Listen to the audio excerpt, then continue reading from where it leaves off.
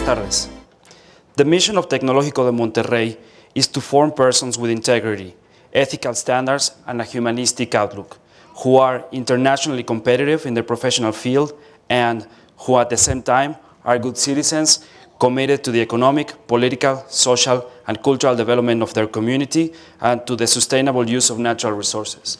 It was then, a few months ago, when we invited Dr. Jeffrey Sachs to speak at Tecnológico de Monterrey for the Día EGADE Zona Centro. Dr. Sachs immediately expressed his respect for our institution and said yes. Dr. Jeff Sachs is worldwide known for his work on economic development, global sustainability, and ending poverty. He has traveled the world and has successfully implemented policies to end poverty, as well as debt cancellations of several countries. Here is a little bit of Jeffrey Sachs' career. Director de The Earth Institute. Jeffrey Sachs es un especialista y académico internacionalmente reconocido en temas relacionados con el desarrollo sostenible y el combate a la pobreza. Promueve la combinación del desarrollo económico con un medio ambiente sustentable. En 2004 y 2005 fue nombrado como uno de los 100 líderes más influyentes a nivel mundial por la revista Times. Originario de Detroit, Michigan, obtuvo su licenciatura, maestría y doctorado de la Universidad de Harvard, en donde trabajó por más de 20 años. Fue director del Centro de Desarrollo Internacional de esa misma universidad. Jeffrey Sachs es director de The Earth Institute. Es profesor de la Universidad de Columbia, donde imparte los cursos de Desarrollo Sustentable y Salud Pública. Es asesor especial del secretario general de la ONU, Ban Ki-moon. De 2002 a 2006 fue director del Proyecto Milenio de la ONU y asesor de Kofi Annan para la definición de las metas del milenio sobre reducción de la pobreza extrema, combate a la enfermedad y al hambre para el 2015. Fue reconocido en el 2007 con el premio Padma Bhushan, otorgado por el gobierno de la India. Es autor de cientos de artículos de investigación y varios libros, incluidos los best-seller Commonwealth y El fin de la pobreza. Es miembro del Instituto de Medicina y es investigador asociado del Buró Nacional de Investigaciones en Economía. Queda con ustedes Jeffrey D. Sachs.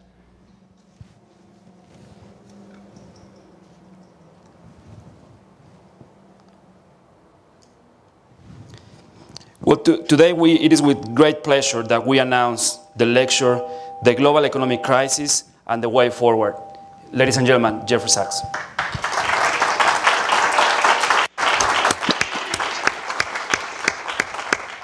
Can you hear me and see me all right?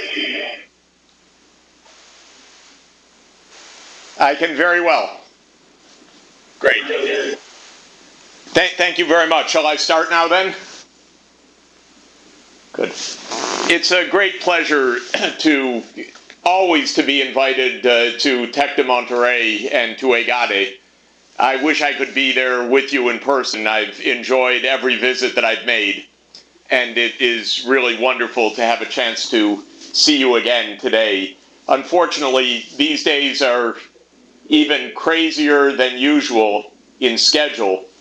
When you invited me, I knew that this would be a busy time because of the start of the United Nations General Assembly and because of the annual meetings of the International Monetary Fund and the World Bank in which I participate.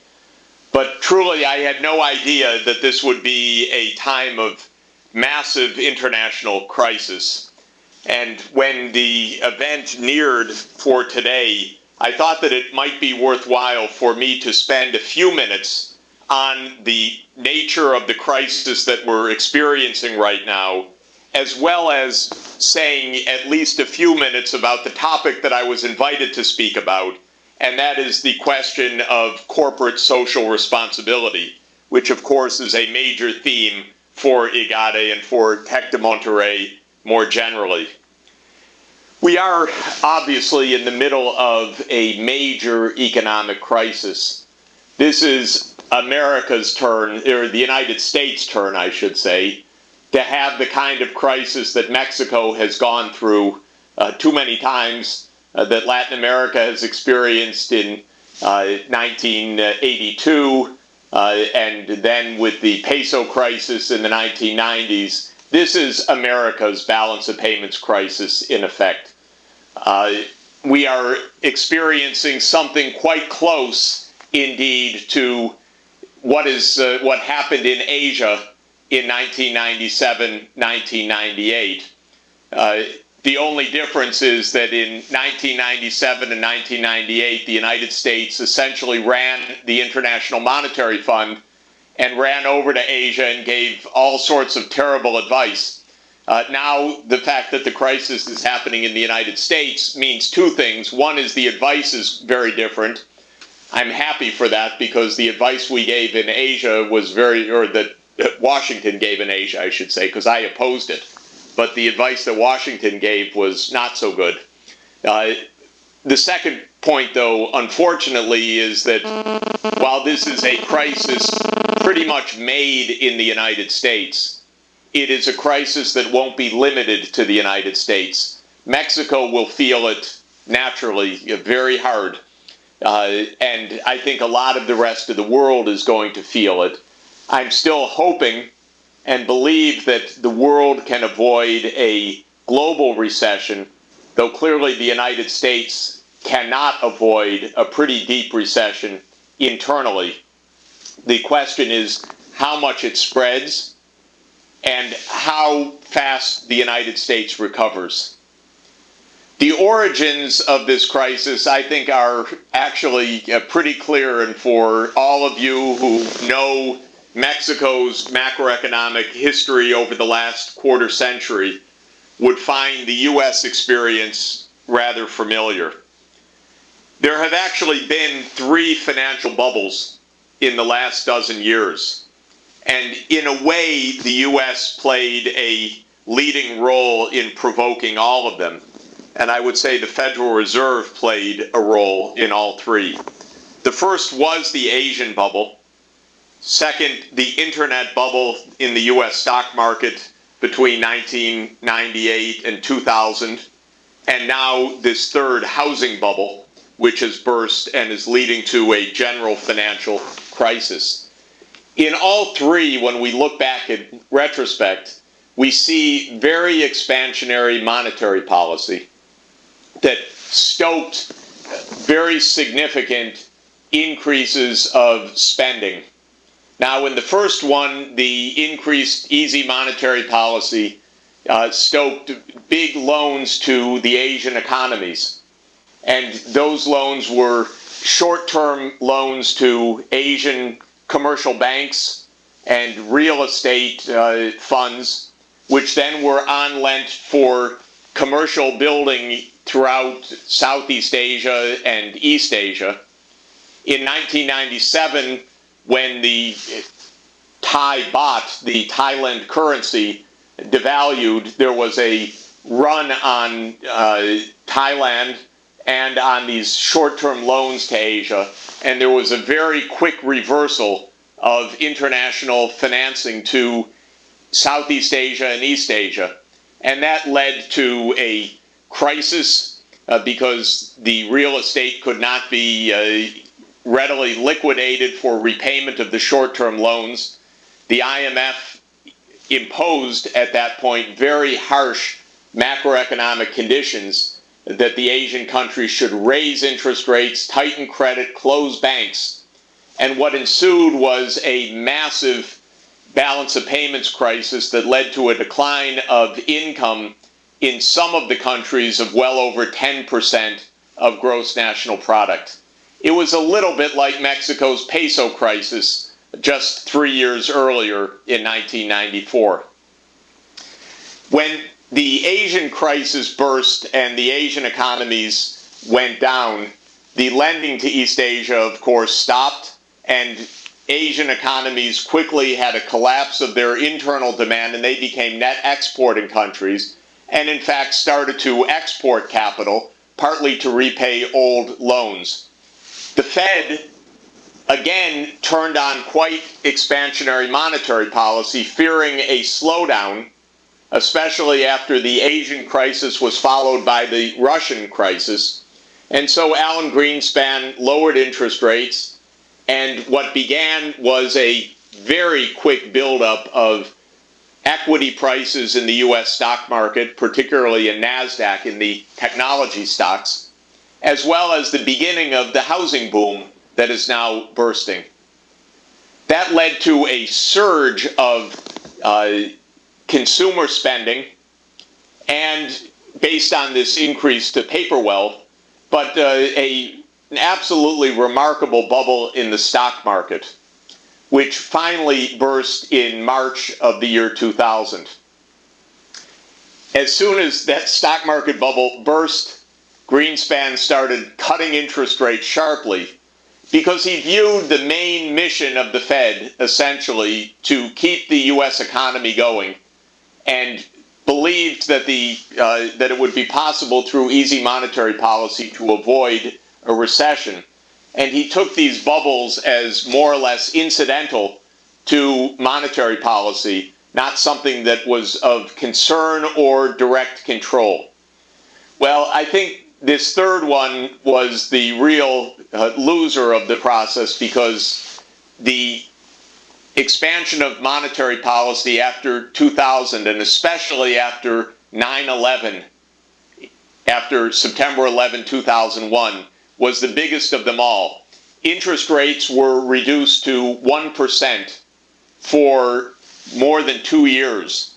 And housing prices, which had been more or less stable for a generation, started to absolutely surge. And since the housing is the #1 financial asset of American households, the capital gains on housing rose by many trillions of dollars. The stock market also picked up again, and the total capital gains on paper, that is, between 2002 and 2006 were about $15 trillion, which is starting to get to be real money, even for a big economy like the United States. Capital gains roughly equal to the size of the U.S. economy. Now, we all know what happened afterwards. The money was so easy. The lending terms on housing were so relaxed that mortgages became available for just about anybody. There was a several $1 trillion increase of supply of mortgages for people who had no real capacity to service these loans. That boom of housing raised housing starts in the United States, the number of houses built in a period, to more than 2 million houses per year, setting a record. That raised the prices further in the local markets, and that convinced the financial firms that it was safe to lend, because after all, the lending was a mortgage. If the lender defaulted, at least there would be high housing prices in return. And the rest of the world poured money into this housing boom, financing the United States, which started to borrow abroad, just like Asia had in 1997, 1998. The United States borrowed from abroad, mainly from Asia, about 4.5% to 5% of GNP in current account deficit, short-term capital inflows, just as Asia had done. Those were used to purchase mortgage-backed securities, or to invest in firms like Lehman Brothers, or to invest in the bonds of the two government-backed agencies, Fannie Mae and Freddie Mac. And a huge amount of Asian funding supplemented the large amounts of institutional funds inside the United States going into this housing boom. Now, every sign was a sign of flashing red lights, and anyone that had been through Mexico's crises would have seen these red lights. Large current account deficits, a bubble in the housing and the stock market leading to historically unprecedented high prices. Financial firms leveraged 30 or 50 times. In other words, the capital base equaling 1/30th or 1/50th of the assets being purchased by these financial intermediaries, like the so-called special investment vehicles set up by Bear Stearns, Lehman Brothers, and Merrill Lynch, which 3 firms which have now disappeared because those funds went bankrupt. It's all a pretty, oh, and then finally one last sign, which is that the U.S. households were spending more than their income. Not only did saving rates of households fall, they became negative. It's another risky sign because households were living far beyond their means. And in the meantime, the Federal Reserve kept pumping up the money supply. Well, by 2006, the housing prices had more than doubled. The capital gains had reached, as I said, about $15 trillion. Wall Street was highly leveraged. And then some of these mortgage-backed securities started to default because when the households came to have to start to service these loans, they started to go into default. The world hit another barrier last year, which you know very well, which is that oil and food prices soared because the whole world economy was growing at a rate of between 4 and 5%. And with China's boom, together with the U.S. boom, Mexico growing well, Europe growing well, this put tremendous pressure on the natural resource sector worldwide, on oil, on natural gas, on food stocks, on minerals, which rose as well. And the oil price and food price increases, in addition to everything else, further drained income from households. So here, this boom of mortgages was starting to require repayment, but households were also getting hit by oil at more than $100 a barrel. You know the story. Bubbles unwind very, very fast. And the housing prices peaked already about 2 years ago and started to decline.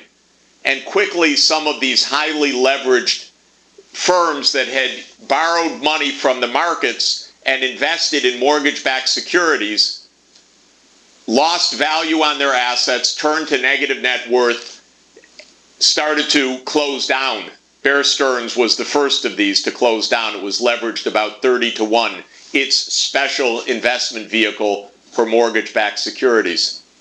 Well, as they closed down, the flow of funds to American households slowed.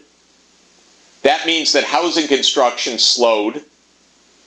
That means that new sales of houses and bidding for land slowed. That means that the high prices started to come down. And that led to the realization that the firms were already too far invested in these subprime mortgages.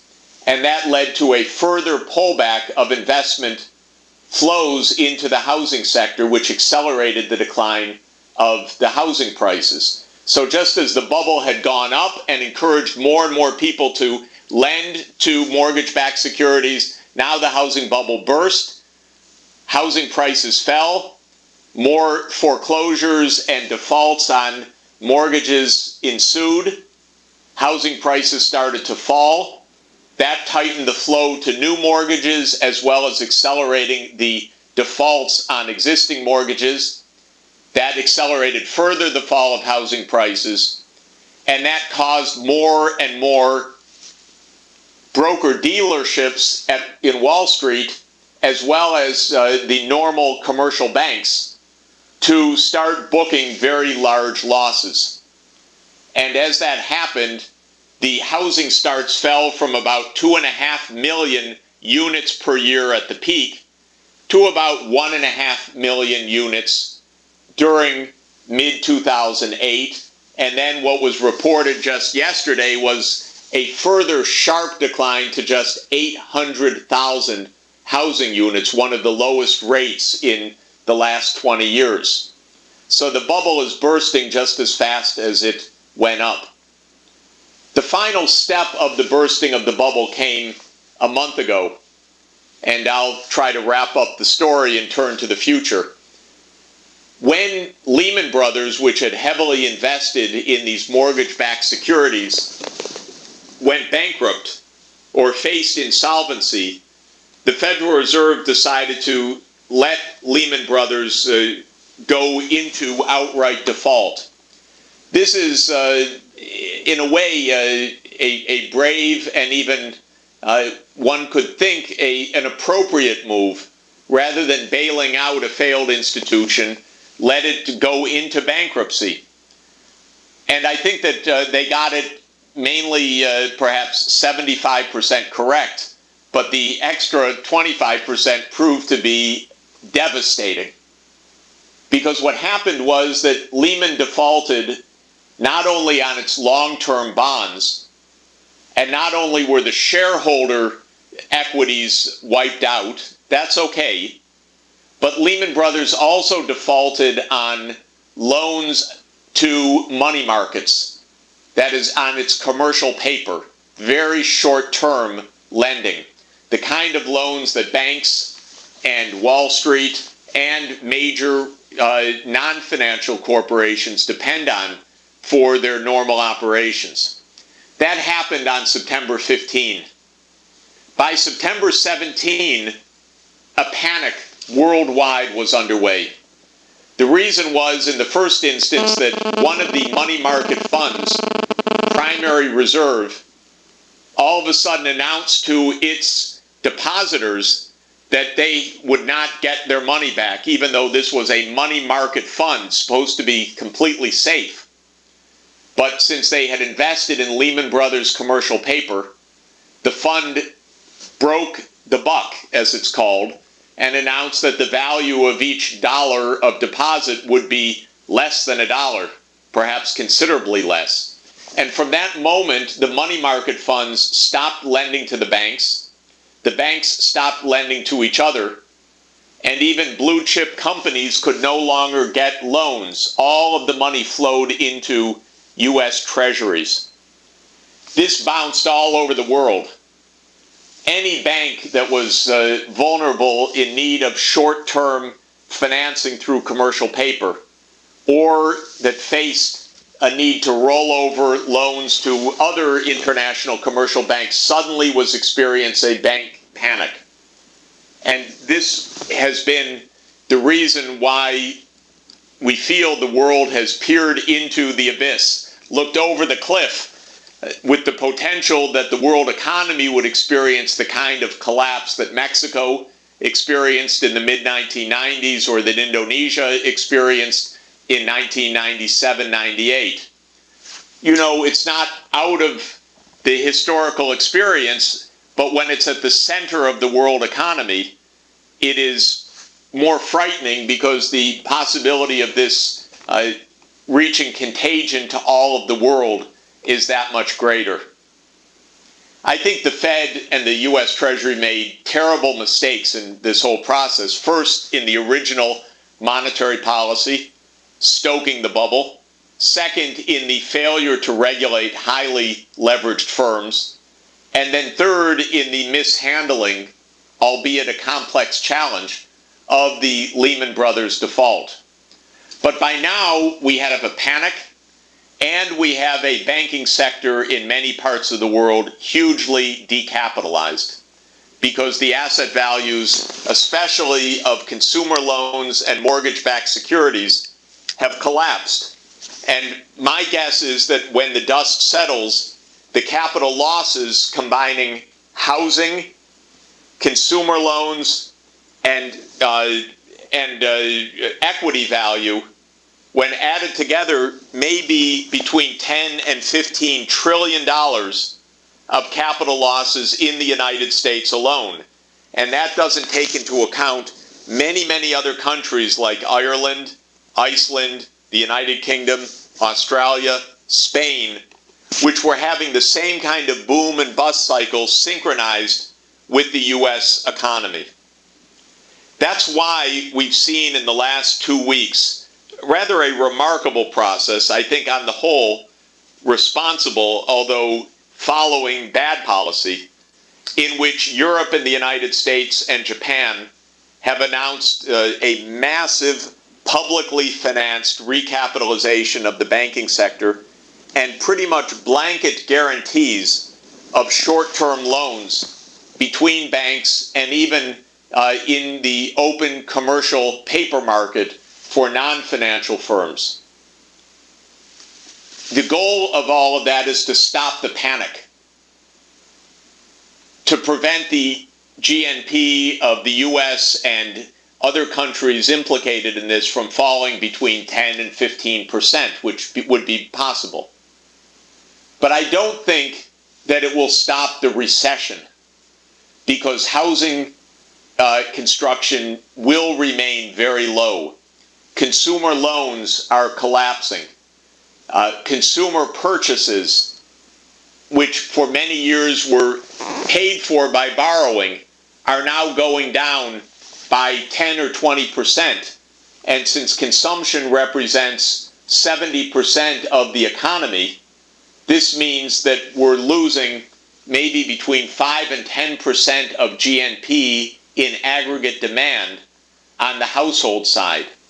And that would mean a very steep recession, not a depression, not like what Mexico experienced even in 1994-95, I think, but it might be comparable, but more perhaps a decline of 3 or 4% of GNP in the year 2009. From a U.S. point of view, that would be a very steep and worrisome decline, because not only for the U.S. would it matter, with unemployment probably rising from about 6% to about 9% in the U.S. market. But the effects on the rest of the world would also be felt pretty seriously. All in all, it's a real mess. It's the kind of mess you get when you have an irresponsible government like the Bush administration has been, not paying attention, running large budget deficits, not regulating markets, irresponsible monetary policy. Now we're going to have huge budget deficits next year, probably $750 or $800 billion budget deficit in 2009. That would mean about 5% of GNP or more. And a sharp decline of the economy, a sharp rise of unemployment, and a newly elected president. So it's all pretty complicated and highly uncertain. And I would say that the public in the United States is very unprepared for this. You know, it's a public that's not used to this kind of crisis. We haven't had this kind of crisis in many, many years. And the public is still expecting tax cuts and bailouts and easy conditions. But I think you know very well that it's not easy to get out of this. You can't just keep on cutting taxes with the budget deficit widening ever more. The U.S. faces budget constraints like everybody else. Yet the U.S. public is very badly prepared for this. And while I think Senator Barack Obama's policies are far more responsible than Senator McCain's, and that Senator McCain's policies would absolutely trigger a disaster in this country, even the politics has led Senator Obama to propose big tax cuts for next year on top of a sharply rising deficit already. So I think we're in for quite a mess, and it's going to be a pretty tough period for a couple of years. I'm hoping that it's a time of big political change in the United States, not just getting through a financial crisis, but ending an era of irresponsible government. The Bush administration has been the worst government in American modern history. But the problems in the U.S., in my view, go all the way back to Ronald Reagan, which was a government that started in 1981. And we've had big and increasingly unstable policies all the way back since the start of the Reagan era. And so I've recently written a paper calling for what I called a New Deal, because I think we have to go back to a period where government plays a more proactive stand and addresses some of the very big challenges that the U.S. has been ignoring for many years. First, of course, the challenge of even balancing its own budget. But second, the challenge of America's poor, who have been neglected, the challenge of infrastructure, which has been neglected, and the challenge of sustainability of the environment, which has been completely neglected. So we've not even begun to face up to the problems of climate change and making a sustainable energy system. The crisis doesn't make it easier to do these things, but it may make it politically more realistic to think about a decisive change of direction in which it's understood that markets alone will not solve these problems, but where we need public and private partnership working together to solve problems of infrastructure, of poverty, of environmental sustainability. We've not had that philosophy in the United States for quite some time, and this may be the occasion to reverse it. Well, I don't have to tell you that difficult times in the U.S. do mean difficult times in Mexico, and I think the channels of effect are pretty direct. There are at least two, maybe three. One is, of course, the direct effects on purchases of automobiles and other products produced by Mexican manufacturing in our very tightly integrated production systems. And so I think Mexico will experience quite a shock, actually, in a lot of Mexican plants in this coming year as consumer demand and notably automobile sales go down very, very sharply. So that's going to be one thing that hurts. Second, it would be very likely that remittance income from Mexican citizens living and working in the United States and sending money home will be reduced. And third, I would think that the flow of people will change direction or at least moderate considerably. The United States has been I don't know if one would call it a safety valve, but it's been a very large-scale source of employment for many Mexicans, especially from Mexico's poorer regions in the south, who have come to the United States and are working. And I think that with the rising unemployment and tougher employment conditions, that's going to be a significant change. So this is a much more difficult period than we've experienced in the last few years. And I know that Mexico is better prepared for this than it's been for a long time. But I would still say to be prepared for the jolt to come.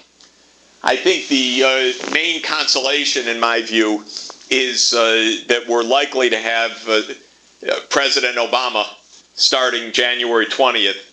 I can hardly count the days and with excitement till the end of the Bush administration. I have never seen in my lifetime a worse government in the United States.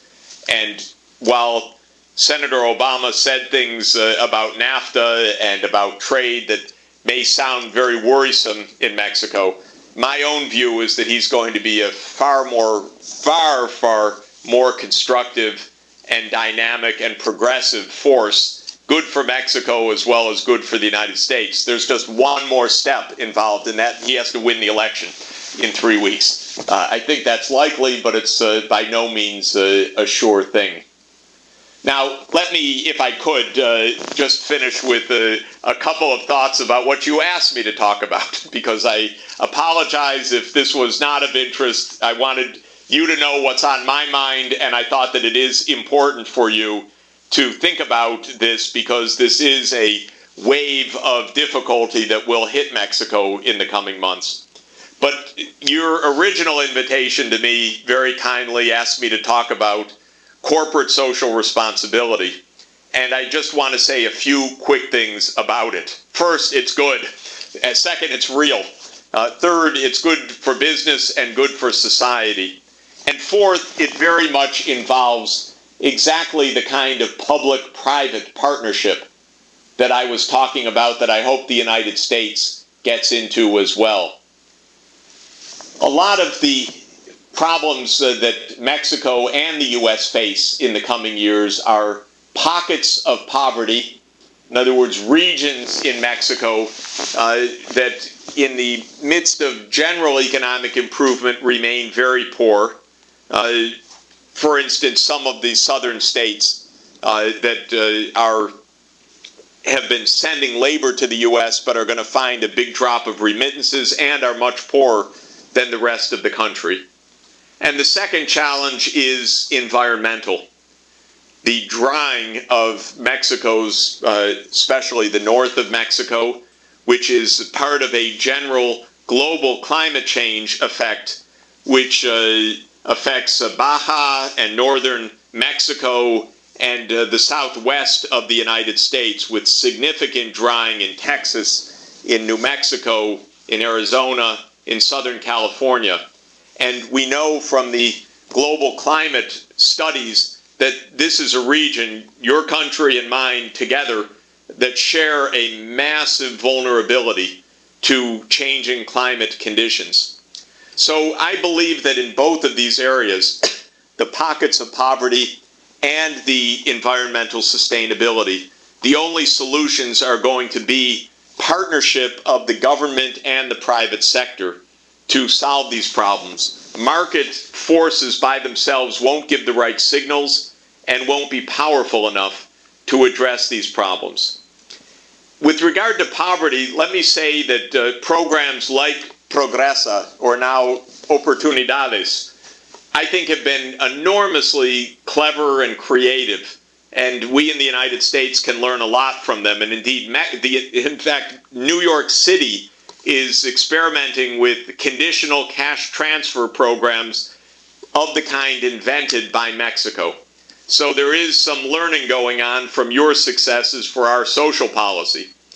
But I don't think that these policies are enough, because what they involve is help for individual households, but not for poor regions, not for whole communities. And so a lot of what I would like to see more in terms of corporate public partnership is regional development strategies at the community level rather than the household level, to build infrastructure, to give incentives for new small businesses, to create new poles of economic growth in the more difficult areas where there is recalcitrant poverty.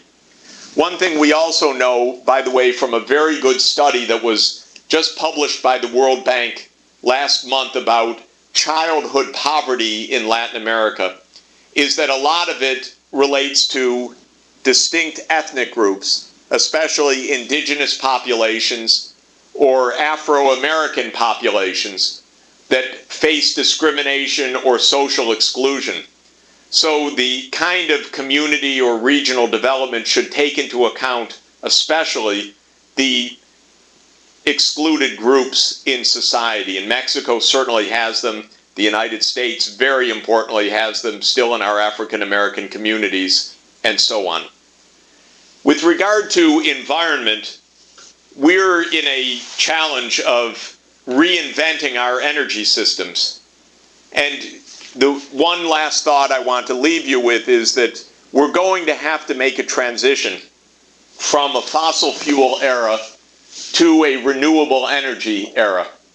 It's no joke. The more science comes in, the more urgent this climate change and carbon management problem becomes. Now, Mexico is a fossil fuel producer, of course. One of the goals has to be to make the use of fossil fuels, especially at power plants and in automobiles, far more effective than it is right now. I'm in favor of so-called carbon capture and storage technologies at coal or oil-fueled power plants, and especially in favor of long mileage automobiles such as plug-in hybrid technologies that run on a mix of petroleum and solar power. I'm sorry, and electricity. But the key is to make the electricity clean electricity. And the last thought that I wanted to leave you with, especially in Monterrey and in the north of Mexico, is that I believe from everything that I've seen and studied that northern Mexico and southern United States and southwestern U.S.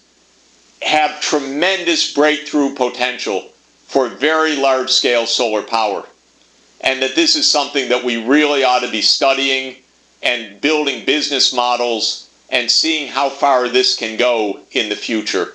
One study by one colleague of mine suggests that half of the electricity use in the United States could be supplied by concentrated solar technology in the Mojave Desert. And surely Mexico has similar very high efficiency concentrated solar radiation in northern Mexico. So this is an area, again, where the public sector can't do it alone. The private sector could never do it alone because it involves major research, major demonstration projects, major investments in a new high voltage power grid to carry the electricity from the desert regions to the populated regions and so forth. So only a public-private partnership can work. And it is that kind of partnership that I think lies at the essence of corporate social responsibility, for businesses to say, we're ready to make our technologies work in conformity with national policies to address challenges of poverty, of excluded groups, and of sustainable energy. Thanks a lot for letting me share these brief thoughts with you. I hope they're of interest. I want to close again by saying how much I admire Tec de Monterrey and EGADE, and am really thrilled that you asked me to participate, and hope that we can continue to have a good and strengthening relationship together. Thank you very much.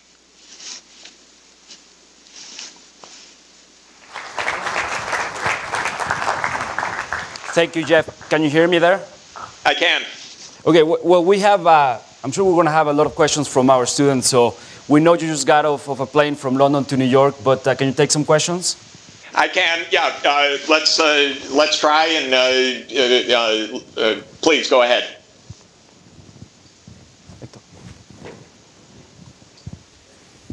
I guess you know the counter-cyclic approach that Presidente Calderón is giving to address the problem. What's your thought on that? On those? I think basically he's correct. You know, within the limits of fiscal responsibility, and given that Mexico can't borrow as easily as the United States and is more vulnerable, having a counter-cyclical fiscal policy, I think, is absolutely appropriate. Indeed, one of the things I've been trying to urge in recent weeks is that China, Japan, Korea, other countries also ought to have a counter-cyclical fiscal policy in this way. So I think he's very appropriate in this.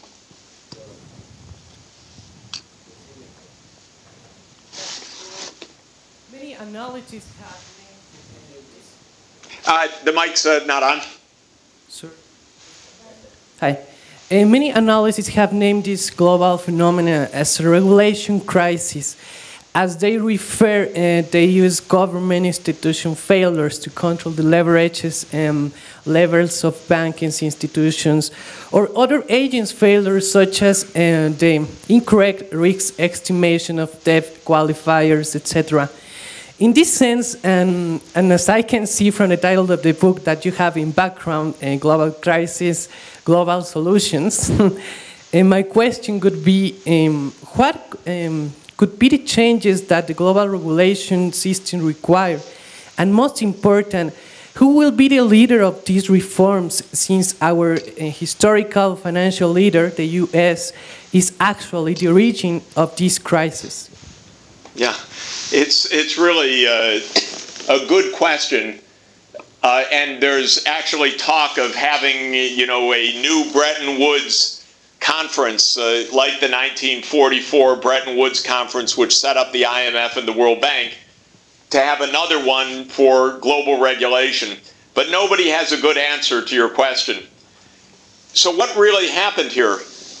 You know, the starting point is the monetary policy, just where you would think responsibility has to lie, was really quite irresponsible. Alan Greenspan, unfortunately, is going to have the biggest collapse of reputation of anybody in this. Because when he left office while we were still in a boom, he was considered the maestro, and that the master of all of this. In fact, I'm looking at a book called Maestro, a biography of him on my bookshelf. The book has to be rewritten now because clearly he made very serious mistakes in monetary policy. So very traditional monetary policy was just done wrong. It was a little bit hard to see because we weren't suffering from outright inflation, but we were suffering very clearly from bubbles in the asset markets, and especially the housing bubble. Then also what I don't really understand myself is how they let these financial houses, especially the Wall Street brokerage firms, leverage themselves so phenomenally, because these were not banks, so they weren't subject to bank capital adequacy standards. They were able to get around those capital adequacy standards and have their own leverage decisions. And again, Greenspan said, let the financial markets regulate themselves, which throughout history has never happened in using other people's money. And that's why we have capital adequacy standards. So this was another huge mistake to let these companies borrow so phenomenally much for this real estate lending. And what was not appreciated was that perhaps unlike hedge funds, which borrow very heavily but then can go bankrupt and people lose their money, firms like Lehman Brothers or Bear Stearns or Merrill Lynch weren't just like hedge funds when they were borrowing heavily. They were part of the monetary system. They were a lot of the providers of short-term commercial funding. And so they were vulnerable to runs.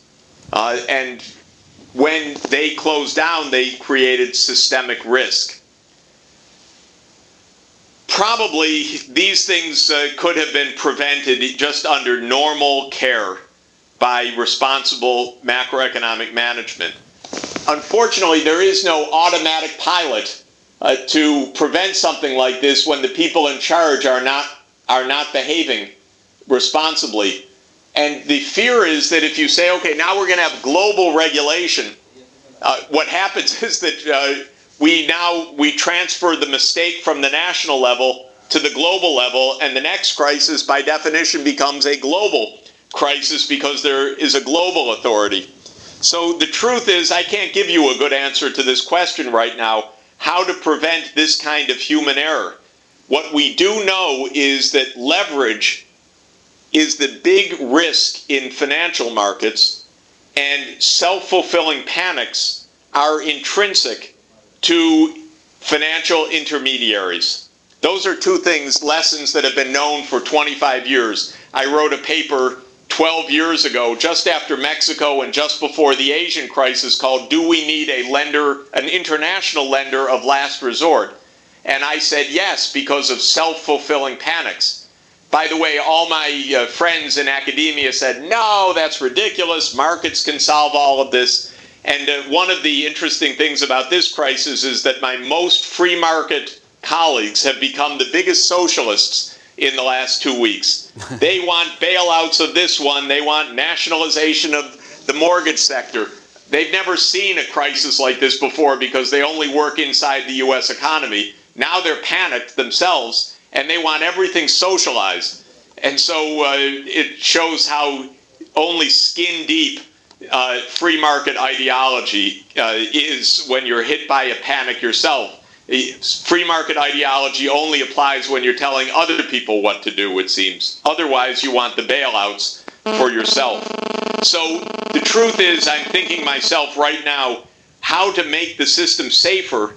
Clearly, more registration of firms, not allowing a shadow banking system, not allowing this kind of leverage. Those are all good ideas, but I'm not sure it's going to stop the next financial crisis, to tell you the truth.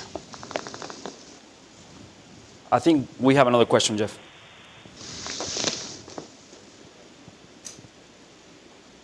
Hi. It's a pleasure to be here, listening to you.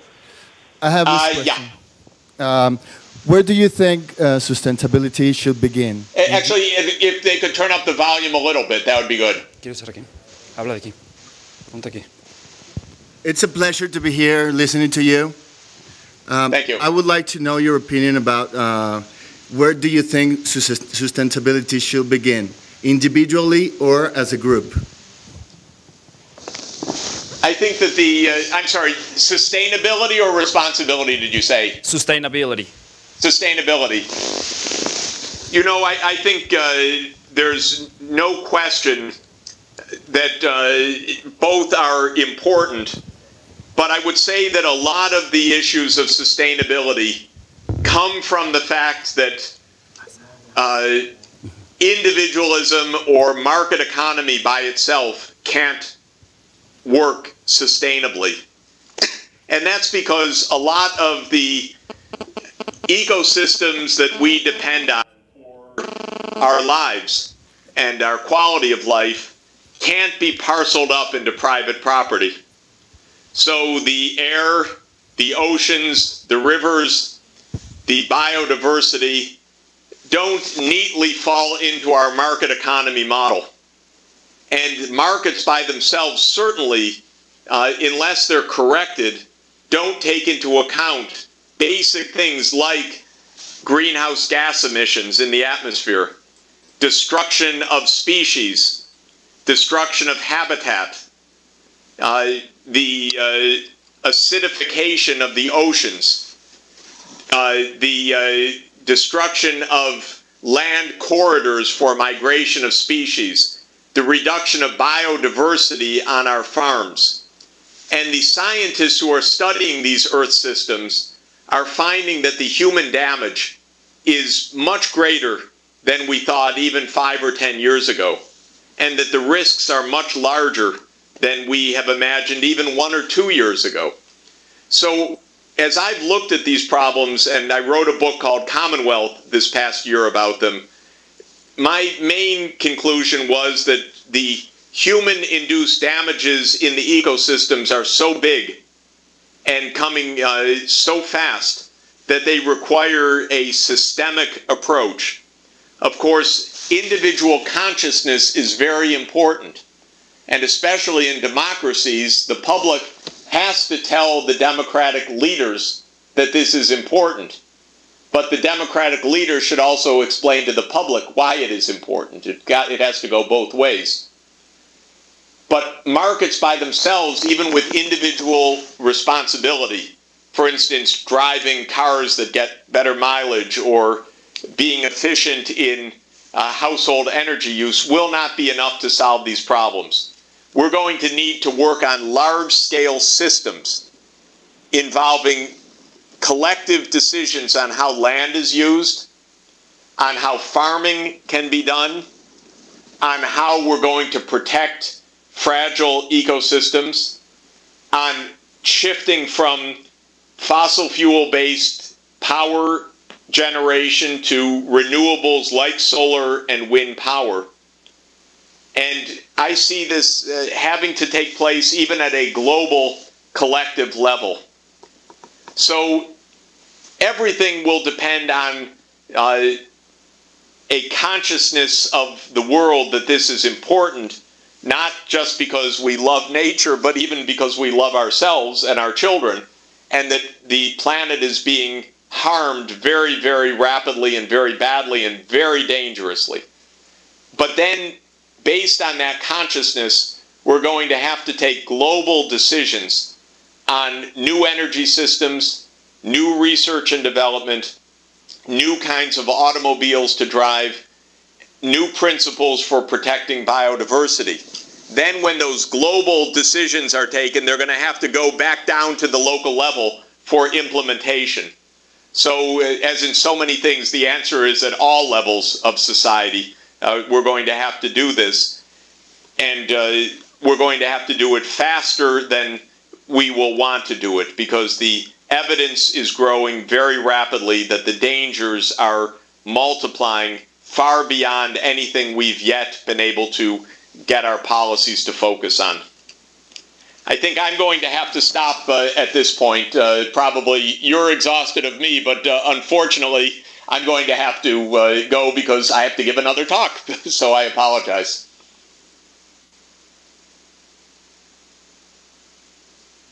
Briefly, and then we'll have an award also for you. Hi, on behalf of EGADE and Tec de Monterrey here, I want to thank you, and we truly appreciate your effort. We understand your tiredness, but we really enjoyed your thoughts and conversation that you allowed us to have this afternoon. And I just want to take the opportunity to not compromise you, but invite you again. And if this time we because of these meetings in Europe, we didn't have the chance to have you here in person, you can tell by your monitors that you have a good number of people really interested in listening to you. And you just take a look in your agenda and tell us when you want to be here in Mexico City. We are not in Monterrey. We are good. And thank you very, very much. Thank you. I appreciate it. We'll see you in person soon. We have a little award here for you that we will be mailing next week. So we just want to say that on behalf of EGADE and the Tecnológico Monterrey, we want to award Jeffrey Sachs. But before we go, I have a quick question. How excited are you about what it could happen, most likely will happen in 2 weeks? Well, I'm still waiting because it's still an uncertain outcome. But as you can guess, I'm pretty excited about Senator Obama.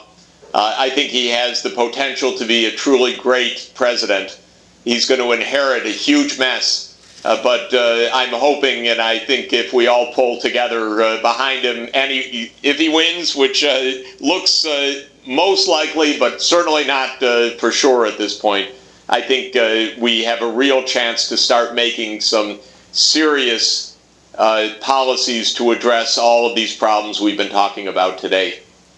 Well, thank you very much. On behalf of Tecnológico Monterrey and EGADE Zona Centro, thank you, Jeff. Thanks. See you again soon.